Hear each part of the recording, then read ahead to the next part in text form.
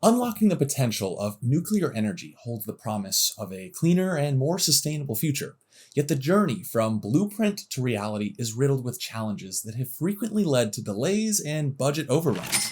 My name is Christian, and today we'll delve into the intricate web of factors that often disrupt nuclear power plant projects, including why governments choose fossil fuels over nuclear, what makes delays so common, and why costs increase yearly.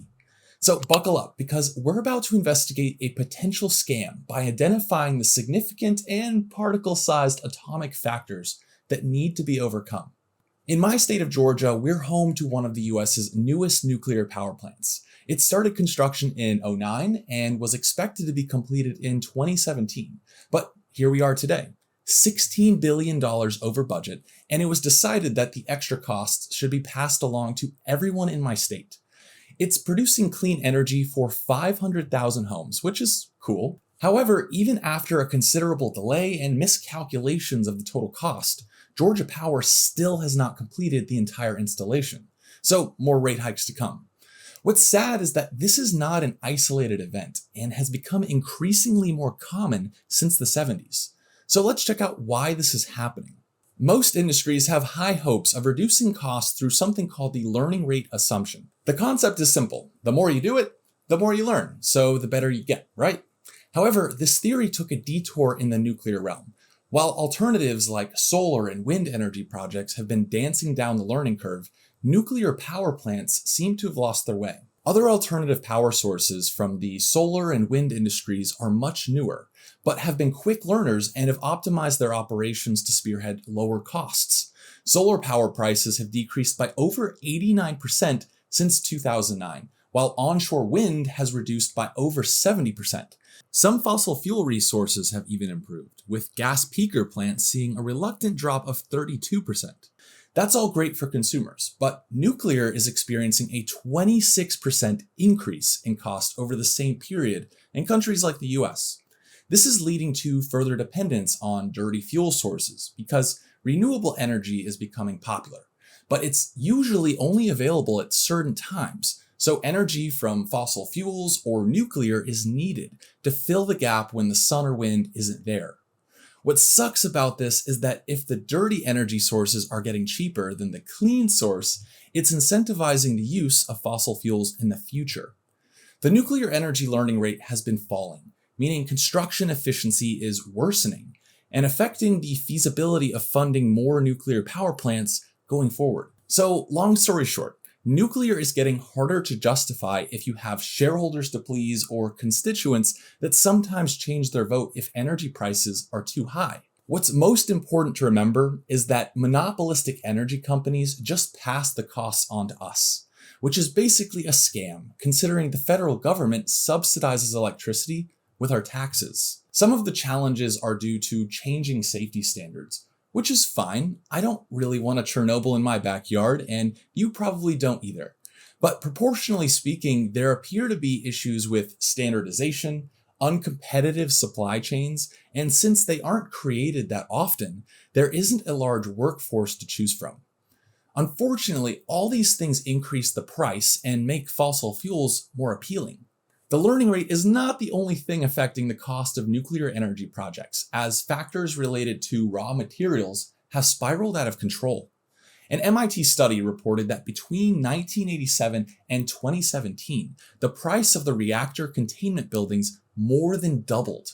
This is because the thickness of the steel shell that contains the radioactive material has increased by 5 times to meet safety standards and, prevent the leakage of Hulk-producing gamma rays. Also, concrete prices have been growing, and uranium is not exactly a stable commodity, so that doesn't help either.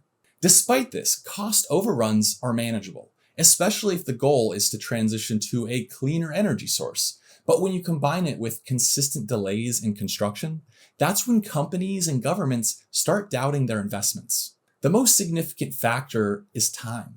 Unlike other forms of energy production, nuclear power plants take around 6 to 8 years to build on average, with 83% completed in under 10 years, but on the high end have been known to take multiple decades. A lot of things can happen over the course of that many years, including supply chain shortages, regulatory changes, political realignment, and high-level coordinators leaving the job mid-project. Materials aren't usually purchased all at once, so projects may have easy access to the raw materials at first, but 5 years later may experience problems finding the suitable materials within budget.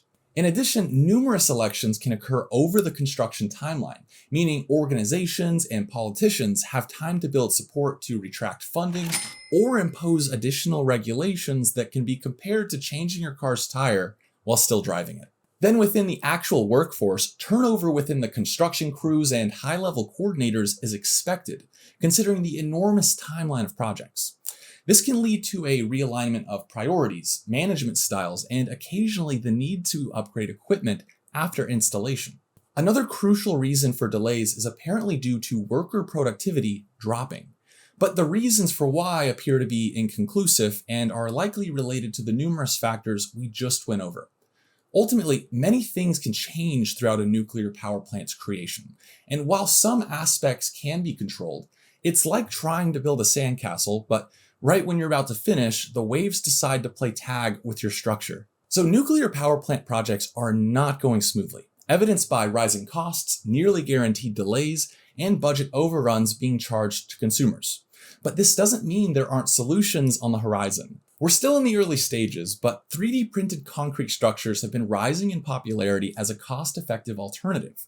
It sounds weird to think about, but in the future, many buildings and even nuclear power plants could proceed with nothing but CAD designs, additive printing robots, and a couple of people on staff to reduce errors in the autonomous tools.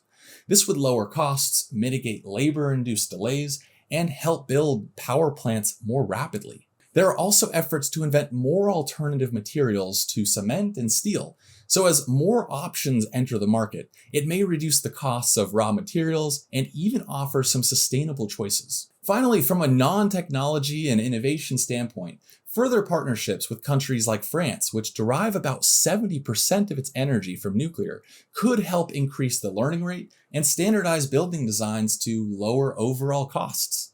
There are many ways we could reduce the costs of nuclear power plant construction, but it's also worth noting that after they eventually get constructed, they are exceptionally safe, efficient, and assist us in reducing the impact on our planet. As we close the chapter on this nuclear breakdown, remember that the journey toward clean and efficient energy isn't a sprint, it's a marathon. But we have the knowledge, the creativity, and willpower to transform these challenges into stepping stones, so that one day humanity can control all the energy on Earth. Don't forget to subscribe on your way out and drop a comment so we can discuss your thoughts on this web of challenges. Until next time, but if you're still hungry for knowledge, I'd recommend watching this video right here about the next-gen wind turbines, or this one explaining the best measuring stick for societal advancement.